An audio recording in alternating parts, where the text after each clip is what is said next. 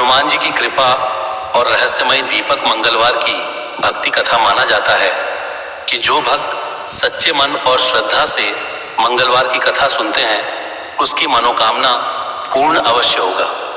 एक समय की बात है, एक छोटे से गांव में मोहन नाम का एक गरीब किसान रहता था। वह भगवान श्री हनुमान जी का परम भक्त था। हर मंगलवार वह सुबह स्नान करके मंदिर जाता, सुंदरकांड का पाठ करता और जरूरतमंद लोगों की सहायता करता था। मोहन के पास धन संपत्ति नहीं थी, लेकिन उसके मन में सच्ची भक्ति और भगवान पर अटूट विश्वास था। गांव के लोग उसकी श्रद्धा की प्रशंसा करते थे। एक मंगलवार की सुबह मोहन मंदिर जा रहा था। रास्ते में उसे एक वृद्ध साधु मिले। साधु बहुत थके हुए और भूखे दिखाई दे रहे थे। मोहन ने अपने पास रखा भोजन उन्हें दे दिया। साधु प्रसन्न हुए और बोले, बेटा, तुम्हारी भक्ति सच्ची है, भगवान जल्द ही तुम्हारी परीक्षा समाप्त करेंगे। यह कहकर साधु चले गए। मोहन ने पीछे मुड़कर देखा तो साधु कहीं दिखाई नहीं दिए। उसे आश्चर्य हुआ, लेकिन वह मंदिर चला गया। उसी रात मोहन को एक विचित्र सपना आया। सपने में उसने देखा कि गांव के पुराने बरगद के पेड़ के नीचे एक दीपक जल रहा है।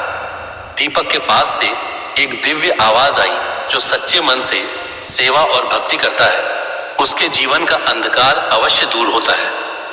सुबह उठकर मोहन ने यह बात किसी को नहीं बताई। वह बरगद के पेड़ के पास गया।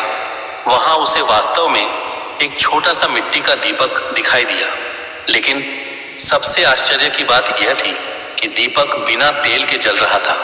यह खबर पूरे गांव में फैल गई। लोग दूर दूर से उस चमत्कारी दीपक को देखने आने लगे। कुछ लोगों ने इसे भगवान की कृपा माना, जबकि कुछ ने इसे साधारण घटना समझा। गांव में रघु नाम का एक धनी व्यापारी भी रहता था। वह मोहन की लोकप्रियता से ईर्ष्या करने लगा।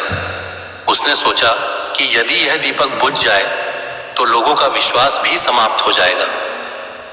एक रात वह चुपके से बरगद के पेड़ के पास गया और दीपक बुझाने का प्रयास किया, लेकिन जैसे ही उसने दीपक को हाथ लगाया, तेज हवा चलने लगी और उसे ऐसा अनुभव हुआ जैसे कोई अदृश्य शक्ति उसे रोक रही हो। डरकर वह वहां से भाग गया। अगले दिन उसने गांव वालों से झूठ कहा कि यह सब धोखा है, लेकिन उसी रात उसे फिर एक सपना आया। सपने में एक विशाल वानर रूप दिखाई दिया। उसकी आंखों से तेज प्रकाश निकल रहा था। वानर रूप ने कहा, भक्ति का अपमान करने वाला कभी सुखी नहीं रह सकता। सत्य को स्वीकार करो और ईर्ष्या त्याग दो। रघु घबराकर जाग गया। अगले दिन वह सीधे मोहन के पास पहुंचा और अपनी गलती स्वीकार कर ली। मोहन ने उसे क्षमा कर दिया। समय बीतता गया। एक दिन गांव पर भयंकर सूखे का संकट आ गया। खेत सूखने लगे और लोगों को पानी की कमी होने लगी। गांव वाले चिंतित थे। मोहन ने सभी को मंगलवार के दिन हनुमान मंदिर में सामूहिक प्रार्थना करने के लिए बुलाया। गांव के स्त्री पुरुष, बच्चे और बुजुर्ग सभी मंदिर पहुंचे। पूरे श्रद्धा भाव से हनुमान चालीसा का पाठ किया गया। जैसे ही प्रार्थना समाप्त हुई, आकाश में बादल घिर आए। कुछ ही देर में तेज वर्षा शुरू हो गई। सूखे खेतों को जीवन मिल गया। गांव के लोग भगवान की कृपा देखकर भाव विभोर हो उठे। उस रात मोहन फिर बरगद के पेड़ के पास गया। वहां दीपक पहले की तरह जल रहा था। अचानक उसके सामने वही वृद्ध साधु प्रकट हुए।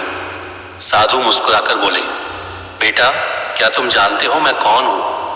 मोहन ने हाथ जोड़कर कहा, महाराज, मैं नहीं जानता। तभी साधु का स्वरूप बदलने लगा। उनके शरीर से दिव्य प्रकाश निकलने लगा। कुछ ही क्षणों में वहां श्री हनुमान जी का तेजस्वी रूप दिखाई देने लगा। मोहन की आंखों से आंसू बहने लगे। वह उनके चरणों में गिर पड़ा। हनुमान जी बोले, हे भक्त, मैं तुम्हारी श्रद्धा, सेवा और निस्वार्थ प्रेम से प्रसन्न हूं। यह दीपक तुम्हारी भक्ति का प्रतीक था। याद रखो, सच्ची भक्ति चमत्कार दिखाने के लिए नहीं होती, बल्कि मन को प्रकाशमय बनाने के लिए होती है। मोहन ने विनम्रता से कहा, प्रभु, मुझे कोई वरदान नहीं चाहिए, बस आपके चरणों में भक्ति बनी रहे। हनुमान जी मुस्कुराए और बोले, तुम्हारी यही इच्छा तुम्हारा सबसे बड़ा वरदान है। इतना कहकर वे अंतर्ध्यान हो गए। उसी क्षण दीपक का प्रकाश आकाश की ओर उठा और धीरे धीरे विलीन हो गया। अगले दिन मोहन ने गांव वालों को पूरी घटना बताई। सभी ने मिलकर हनुमान जी का भव्य कीर्तन किया। गांव में प्रेम, एकता और भक्ति का वातावरण फैल गया। उस दिन से लोगों ने समझ लिया कि सच्चा चमत्कार धन या शक्ति नहीं, बल्कि विश्वास, सेवा और ईश्वर के प्रति समर्पण है। जो व्यक्ति सच्चे मन से भगवान हनुमान जी की भक्ति करता है, दूसरों की सहायता करता है और अहंकार से दूर रहता है, उसके जीवन में आने वाले संकट स्वयं दूर होने लगते हैं। श्रद्धा, सेवा और विश्वास ही भगवान की कृपा प्राप्त करने का सबसे सरल मार्ग है। ऐसे ही और कहानी और कथा सुनने के लिए हमारे चैनल को लाइक, शेयर, फॉलो और सब्सक्राइब करें। धन्यवाद।